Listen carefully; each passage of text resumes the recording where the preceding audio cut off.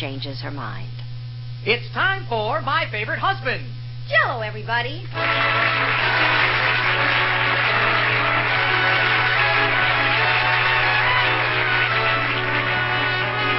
Yes, it's the new gay family series brought to you by the Jell-O family of desserts. Jell-O. Oh! The big red letters stand for the Jell-O family. Oh, the big red letters stand for the Jell-O family. Jell-O, yum, yum. Jell-O pudding, yum, yum, yum. Jell-O tapioca pudding, Jell-O. And now, transcribed My Favorite Husband. The story of Liz and George Cooper. Two people who live together and like it. You know, it's been a long time since Liz and George took their marriage vows. 10 whole years since Liz answered the preacher.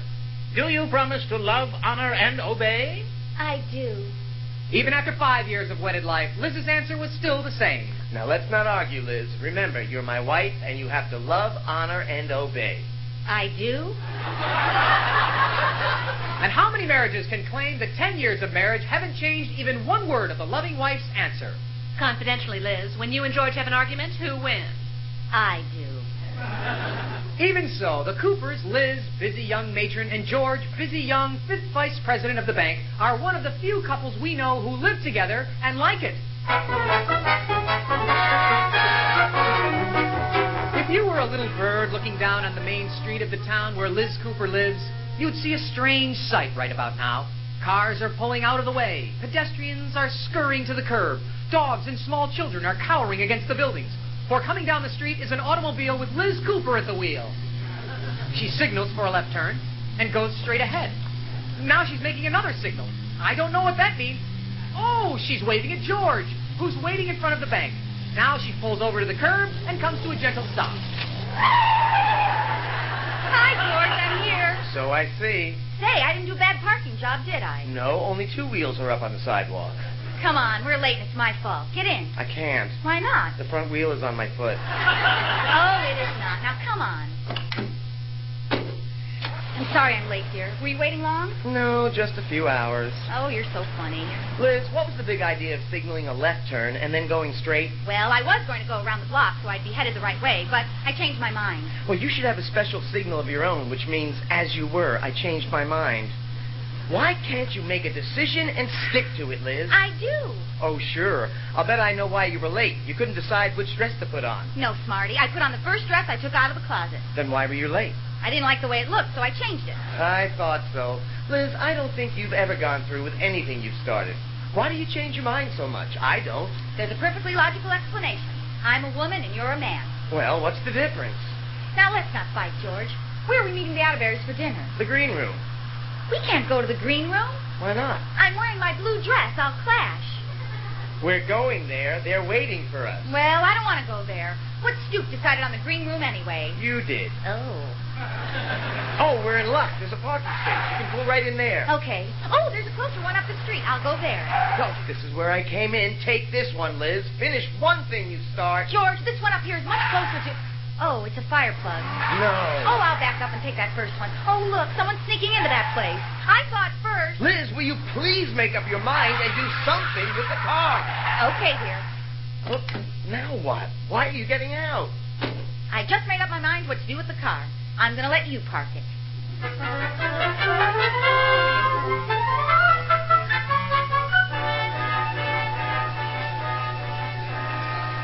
Oh, there they are. Yoo-hoo, Iris, Mr. Atterbury. I hope they're not angry about waiting. Hi, folks. Hello, Liz. Hello, George, boy. Hello, George. Hello, Liz, girl. I'm sorry we're late. Well, let's get some menus in order. I wonder what's good. Try the roast beef. It was delicious. You've eaten already? No, he's fooling. Ha-ha, Rudolph. Now shut up. Well, I'm hungry. Well, let's get a waiter. Oh, here comes one. May we have a... Oh, well, here's another one. Waiter, are you the... Well, I'll get this one. I'll lay 3 to 1. Waiter, if you don't mind, we'd like some... Reminds me of an inscription I once saw on a waiter's tombstone. It said, St. Peter finally caught his eye. Well, here's a waiter I won't miss. Waiter. Yes? We'd like some menus. Well, let go of my tails and I'll get you some. I'll be right back. Oh, look, some people are leaving that table by the window. If we move over there, we can have a view while we're eating. Remember what I told you, Liz. This table is fine. Oh, come on, George. You'd like to move, wouldn't you, Iris? Well, You'd like to, wouldn't you, Mr. Atterbury? Well, See, George, it's 3-1. But our stuff is already here. Well, we'll take it with us. Iris, you carry the butter plates. Mr. Atterbury, the napkins. George, here, you take the water glasses, and I'll carry the silverware. Hurry up. Someone else is heading for it. Good. We beat him. Everybody pass the things around now. Here's a plate of water, Iris. Would you hand me a glass of butter? Has everyone everything they need? Yes, I have 3 knives. I beat you. I have a full house. 3 forks and a pair of spoons. Hey, you better call the waiter. He's looking under the other table for us. Ollie, ollie, oxen free. Oh, waiter, dear. Here we are. Oh, there you are. We'll order over here. Sorry, this isn't my table. Oh, come on. Wait on us. Oh, all right. Here are the menus. Let's see. Oh, everything looks so good. I'll have the, Sorry, we're all out of Very amusing. I'll have the roast beef. 1 roast beef. What would you like, Iris? I think I'll try the lamb chops. 1 lamb chops. George, what looks good to you? Lamb chops, huh? Oh, that sounds good, and they're not fattening either. Waiter, change mine to lamb chops, please. Yes, ma'am. 2 lamb chops. That's 2 for each of us. Yes, ma'am. And I don't want too much fat on them, but I'd like them thick. Would you like me to trot the lamb by? You can pick out the chops you want. Well, Liz, don't make a scene. Well, go ahead, George. You order. I'd like the sirloin steak. Yes, sir. 1 sirloin steak. How would you like it? Rare and thick and juicy. Right. And you, sir? Well, I think I'll have a nice... gee, George, you made the steak sound so tasty and How would you like it, madam? Well, medium, or rare? rare. I'd like the pork chops. Yes, sir. Now, what would you like to drink? I'd like You order last. coffee. Yeah, coffee for me, too. Milk. And what would you like, madam? Pork chops, huh? Oh, no. Would it be too much trouble to change my order? Why, no. Whatever gave you that idea? I think I'd like the pork chops. Yes, ma'am. But why don't you write it down? I wrote it down for you when he ordered it. Yeah. Yeah. Now, let's see if I've got this straight. Lamb chops for you, a steak for you, pork chops for you, and a new eraser for me. You know, with all this talk about pork chops, they do sound sort of... Now, you keep quiet, Iris. We've had enough changing of minds. I'll get your appetizers while you fight it out. What's the matter with you, Liz? Well, I couldn't help it, George. Everything everyone else ordered sounded so ginger peachy. Fine thing. Everybody's staring at us. Who is? That couple right there. The ones eating the fried chicken? Yes. My, doesn't that chicken look good. I think I'll... You wouldn't dare. Yes, forget it. Who wants pork chops? You'll eat them if I have to give them to you intravenously. Some fun. Go out to dinner and can't even choose what you want. I think it's Bless you. What's the matter? You catching cold? There's a drafter from this window. Well, here, change seats with me. No, that won't do any good. There's an empty table over behind those potted palms. Stand by for another troop movement. Sit down, Liz. We're staying here. I'm afraid we're making a scene. You want me to catch my death of cold, George? I'm not staying at this table. Here we are, shrimp cocktails all Don't around. stand up, Liz. You'll hit the waiter's Oh. tray. Now, aren't you ashamed of yourself? Sneaking up behind me and hitting me with a tray.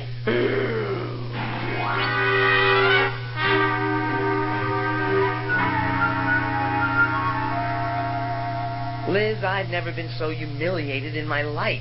The Atterburys probably won't ever go to dinner with us again. Oh, I'm sorry, George. I guess it was my fault. Everybody seems to think so. Poor Mr. Atterbury with shrimp cocktails all over him. He sure looked silly. Well, you didn't help any trying to pull that shrimp off his face. Well, how did I know it was his nose?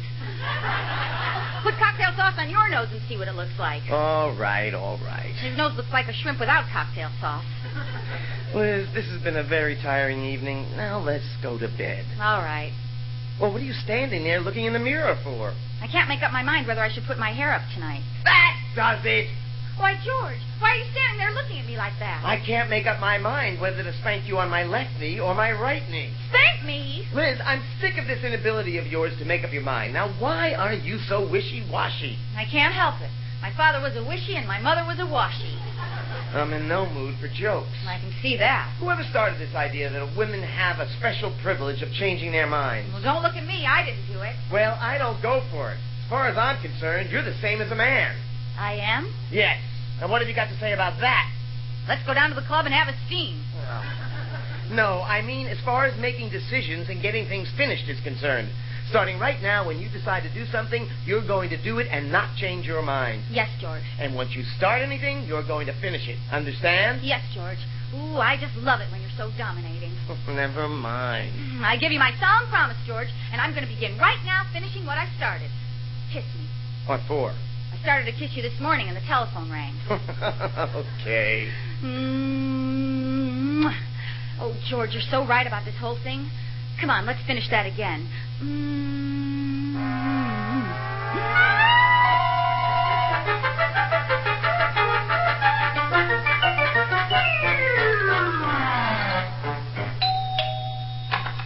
Oh, hello, Iris. Hello, Liz, girl.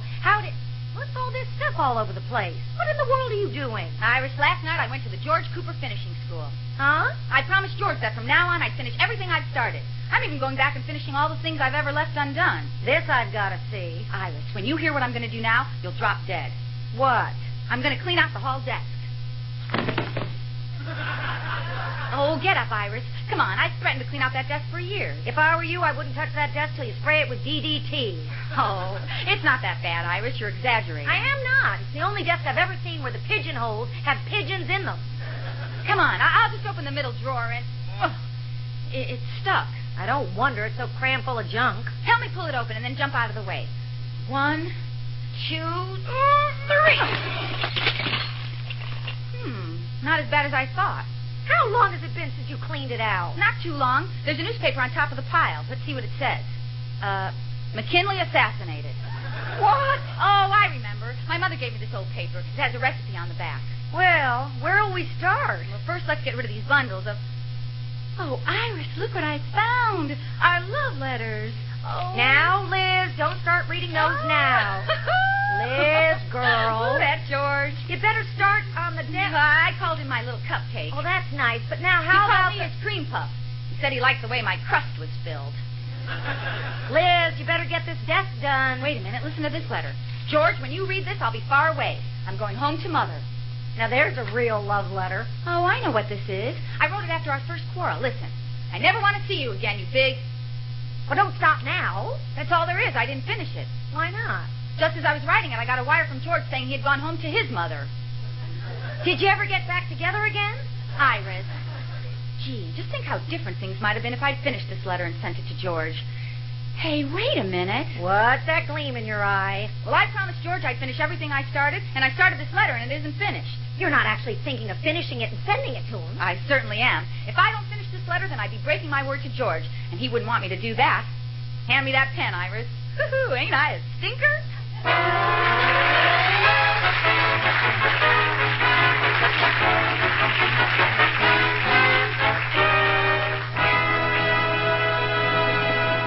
Well, there's never a dull moment in the Cooper household, and there'll never be a dull menu in your household if you keep plenty of Jell-O in the kitchen cupboard. Yes, gay, shimmering, delectable Jell-O in those 6 delicious flavors: strawberry, raspberry, cherry, orange, lemon, and lime. All 6 bursting with fruit-like goodness, tempting and rich and refreshing. There are dozens of easy ways to dress up Jell-O, such as minted cherry mold. Just prepare cherry Jell-O as usual, dissolving 1/4 cup of mint jelly into hot water. When slightly thickened, fold in 1 cup of drained, diced grapefruit. It's swell for a salad, dessert, or a spicy meat garnish. Rich, fruit-like cherry Jell-O with tangy green mint jelly. So look for those big red letters on the box. They spell Jell-O. And Jell-O spells a treat. That name is a registered trademark of General Foods. J-E-L-L. Oh! The big red letters stand for the Jello family. Oh, the big red letters stand for the Jello family. Jello, yum, yum. Jello pudding, yum, yum, yum. Jello, yum.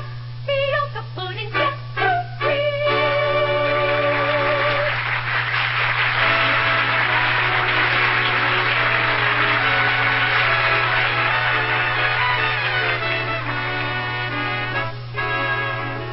And now back to the Coopers. A few minutes ago, Liz, under strict orders from George to finish everything she starts, came across an old letter she once started to write to George, telling him that she was leaving him.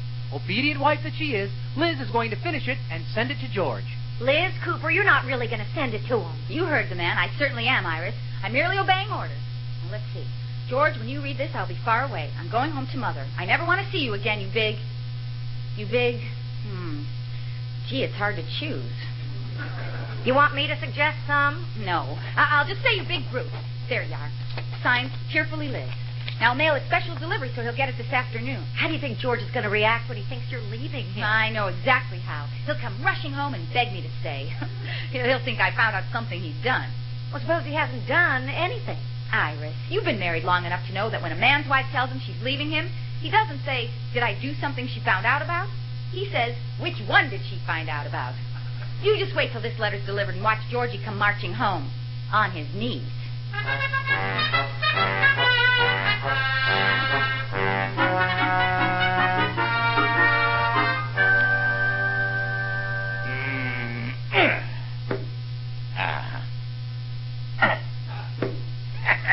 Bullseye. Well, George, boy, that's the last game of darts we have time for. We have to do some bank business, you know. You know, it was a wonderful idea of yours to put this dart game in the recreation room, Mr. Atterbury. Thank you. Now, take the pinpoints out of the darts and put them back on the counters. Yes, sir. Oh, my goodness, look at the time. It's almost the end of the day. That's right, 2:45. Pardon me, Mr. Cooper. Here's some mail for you. I thought you'd want it. Thanks. I thought you'd want it. Thanks again. What was that? Oh, that's my new secretary. She's so new, I haven't even found out her name yet. Well, wait till she lights someplace and then ask her. Well, let's see what this important mail is. Oh, Cooper, boy, that letter's perfumed. Oh, you devil, you. Who's it from? I'm darned if I know. Listen, dear sister, 2 weeks from now we're holding our annual powwow at Old State U. Won't you be there to greet your sisters of dear old Delta Upsilon Delta? What the heck is that? Don't you know, sister? Oh, no wonder. It's addressed to Mrs. George Cooper, care of me. Oh, I wondered how long you'd been powwowing with the girls. Delta Upsilon Delta. D-U-D. Oh, that's Liz's sorority. Doesn't Iris belong to the same one? Yeah, she's a dud, too. Iris got her invitation yesterday. Look, tonight, why don't we talk our wives into going? It'll do them good to get away from us for a week. Good idea. We'll insist that they go. Well, boy, it's almost quitting time.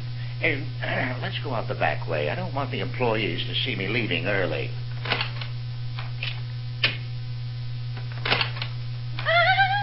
Mr. Cooper, here's another letter that just came for your special delivery. Mr. Cooper? Oh, I guess they're gone. Well, it's on his wife's stationery. I guess she'll tell him what's in it when he gets home. Just leave it on his desk.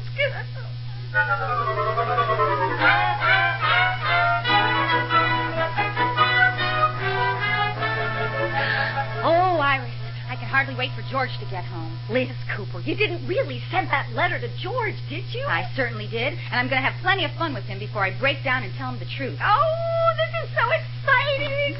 Well, here they come. I'll bet he's terribly upset.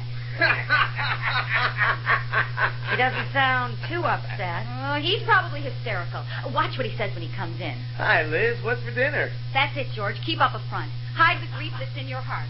What are you talking about? Well, it smells good, whatever it is. Go ahead, George.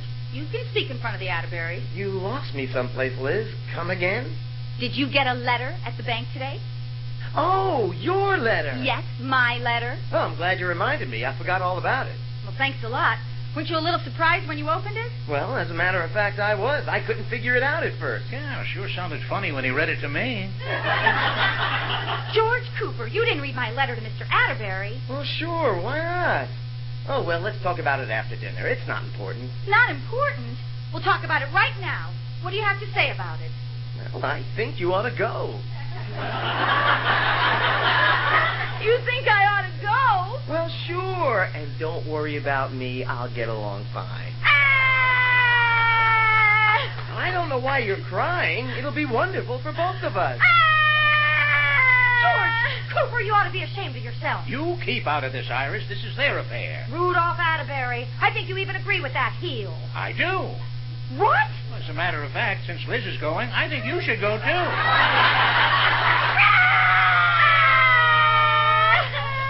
Come on,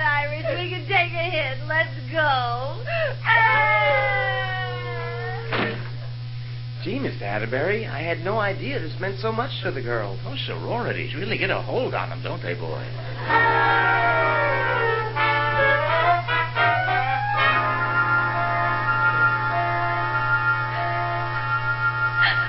Well, we can't sit here all night, Iris. They close the green room at midnight. You know, I've been thinking, Liz. I'm happy. And you should be. We're free.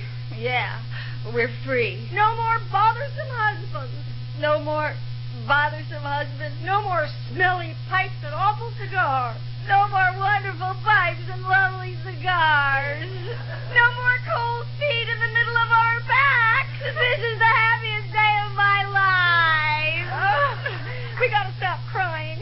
Is my mascara running? Yes. Your face looks like it's behind bars. You got a hanky? Do you want to blow or mop? Mop. Here. There's one dry corner left. Thanks. Liz! Iris! George! Rudolph! You two scatterbrains, you ran away for nothing. We did? Yes, we stopped at the bank and George found the letter you wrote. His secretary never gave it to him. We were talking about your sorority reunion. The announcement came to the bank in care of me. Oh, George, I'm so happy. Me too. Well, let's all stay here and have dinner. It'll be a celebration. Okay. A waiter, dear. Oh, there you are. I've been looking for you. Now, which one of you wanted the lamb chops?